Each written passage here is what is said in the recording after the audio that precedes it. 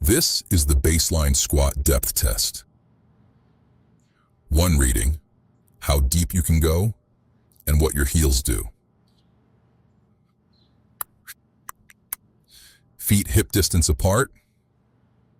Now sink as deep as you comfortably can.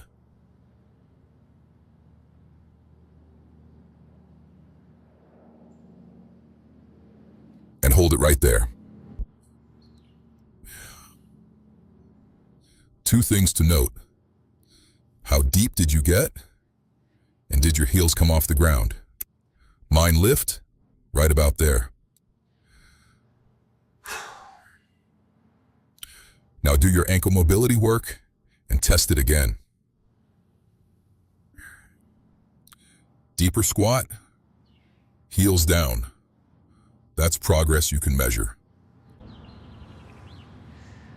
This is bare. Just move. Do what you can. Waiting for the train? Just put down the phone for 30 seconds and squat.